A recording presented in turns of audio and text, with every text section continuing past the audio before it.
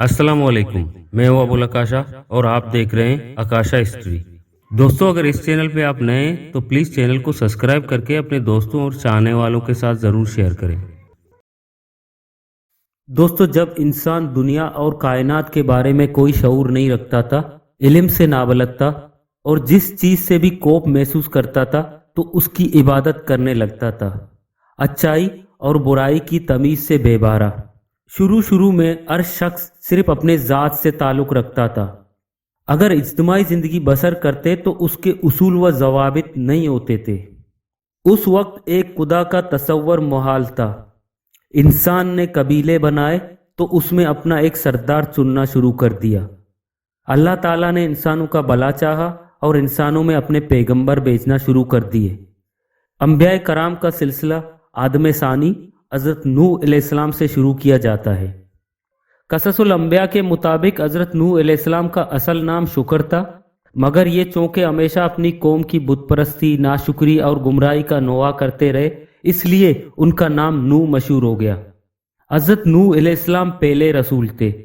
حضرت نوح علیہ السلام عراق سے تعلق رکھتے تھے۔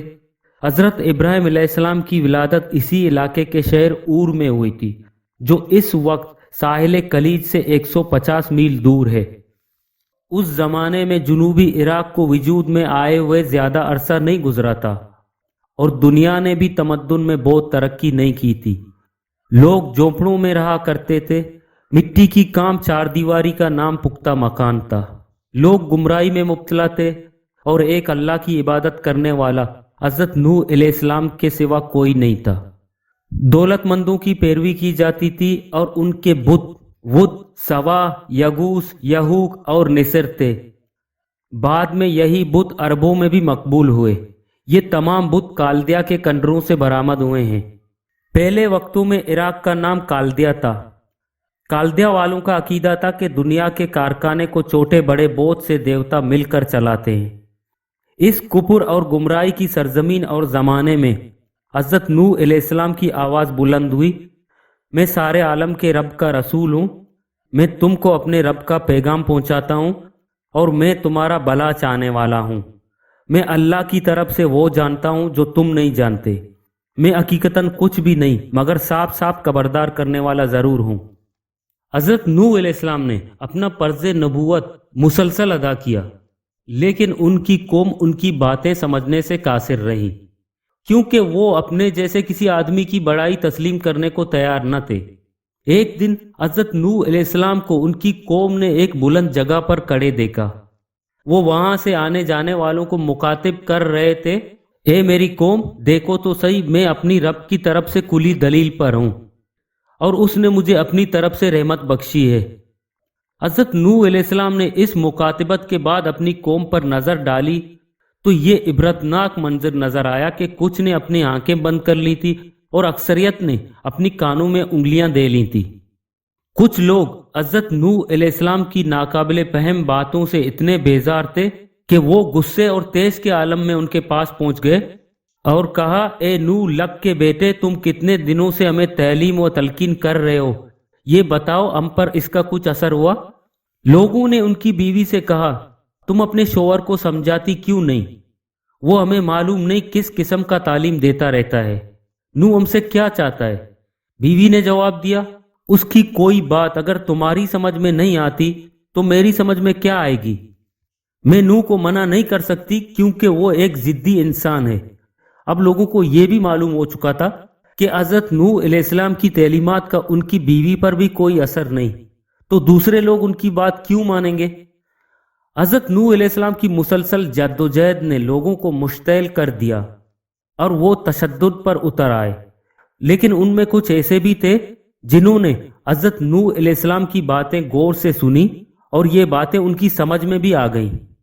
یہ لوگ راتوں کو حضرت نوح علیہ السلام کے پاس جاتے اور کہتے، ہمیں آپ کی رسالت پر یقین ہے، اب ہم بتوں کی پوجا نہیں کریں گے۔ حضرت نوح علیہ السلام نے ان سب کو دیکھا، یہ نادار اور معاشرے کے ٹکرائے ہوئے لوگ تھے، لیکن انہیں اللہ نے سوجھ بوجھ دی تھی اور انہیں اچھے برے کی تمیز تھی۔ یہ لوگ پہلے تو ان کے پاس چپ چپ کر آتے اور ملتے رہے، مگر پھر ان میں اتنی ہمت آ گئی کہ दौलत मंदों की परवाह किए बगैर हजरत नूह अलैहिस्सलाम का साथ देने लगे। लेकिन कुछ ऐसे शरीर लोग भी थे जो उनके गिर्द एक आदमी को भी बर्दाश्त नहीं कर सकते थे। उन्होंने हजरत नूह अलैहिस्सलाम और उनके साथियों पर हमला कर दिया। इस हमले में हजरत नूह अलैहिस्सलाम को ज्यादा नुकसान पहुंचा। उनके कपड़े खून में लथपथ हो गए। हजरत नूह अलैहिस्सलाम की बीवी को पता चल गया कि हजरत नूह अलैहिस्सलाम को लोग मार रहे हैं। ये बीवी उनके रिसालत की मुनकर और दूसरों की तरह ये भी हजरत नूह अलैहिस्सलाम को सहीउल अकल नहीं समझती थी। उसका बेटा कनान भी माँ का अमकयाल और हजरत नूह अलैहिस्सलाम के खिलाफ था। बीवी लोगों में पहुंच गई, देखा कि लोगों ने हजरत नूह अलैहिस्सलाम को बहुत बुरी तरह मारा है, जिससे वो लहूलुहान हो गए हैं। बीवी ने हजरत नूह अलैहिस्सलाम को अपने पीछे किया और कहा, ए मेरी कौम के लोगों, नूह तो दीवाने हो गए हैं। तुम इन्हें मार मार कर अपनी मर्जी के मुताबिक नहीं बना सकते। ये जो कुछ भी कहते हैं हालत दीवानगी में कहते हैं। इन्हें खुद भी नहीं मालूम कि ये क्या कह रहे हैं और इसका क्या असर होगा। हजरत नूह अलैहिस्सलाम को अपनी बीवी की बातों से बेहद तकलीफ पहुंची। उन्होंने पहली बार खुदा से शिकायत की, खुदाया मैं काफिरों में गिर गया हूं। इन्होंने मुझे बहुत बुरी तरह मारा है, इसलिए इन काफिरों से निजात दिला और इस कौम को तबाह कर दे। मेरा बदला तू इनसे ले ले। जवाब में हजरत नूह अलैहिस्सलाम को किसी गेबी आवाज ने बताया, ए नूह, आपकी ये कौम बातों से नहीं सुधरेगी। आप अल्लाह के नेक बंदे हैं और अल्लाह आपकी दुआ जरूर कबूल करेगा। आखिरकार कहा जाता है कि अल्लाह ताला ने उन्हें आगाह किया कि इन 40 साथियों के अलावा अब कोई नूह अलैहिस्सलाम की रिसालत और एक खुदा पर ईमान नहीं लाएगा। इसलिए तू अपनी कोशिशें जारी रख, मगर इनके ईमान कबूल करने की तवक्का न करे। हजरत नूह अलैहिस्सलाम की उम्र 599 साल हो चुकी थी और उन्हें अपनी कामयाबी दूर दूर तक नजर नहीं आ रही थी। फिर इसी आलम में उन्हें आगाह किया गया कि ए नूह, अपनी कौम को बता दे कि उन पर अल्लाह का अजाब इस तरह नाजिल होगा कि पहले तंदूर से पानी उबलेगा, फिर ये पानी पूरे शहर में फैल जाएगा। इसके अलावा आसमान से पानी बरसता ही रहेगा, फिर जमीन से ठंडा पानी उबलेगा और उबलता रहेगा, जिससे सब कुछ डूब जाएगा और सारे काफिर व मुशरिक फना हो जाएंगे। हजरत नूह अलैहिस्सलाम ने घबरा कर पूछा, खुदाया इनमें तो तेरे नेक और साले बंदे भी फना हो जाएंगे। जवाब मिला, ए नूह, तू अपने और उनके लिए एक बहुत बड़ी कश्ती तैयार कर, ताकि इस कश्ती के जरिए साहिब ईमान लोगों को बचा लिया जाए। हजरत नूह अलैहिस्सलाम ने कहा, खुदाया मुझे तो खेती बाड़ी के अलावा कोई काम नहीं आता, फिर मैं कश्ती किस तरह तैयार करूंगा। उन्हें बताया गया, तुम्हें कश्ती बनाने का काम सिखा दिया जाएगा। हजरत नूह अलैहिस्सलाम कश्ती साजी में मसरूफ थे कि एक दिन उन्हें हुक्म दिया गया कि वो पानी के अजाब की कब्र कौम तक पहुंचा दें। हजरत नूह अलैहिस्सलाम ने उन्हें बताया, लोगो, तुम शिर्क से बाज नहीं आओगे तो अल्लाह ताला ने फैसला कर लिया है कि तुम सबको गर्क कर दिया जाएगा। लोगों को हंसी आ गई। पूछा, किस पानी में गर्क किया जाएगा?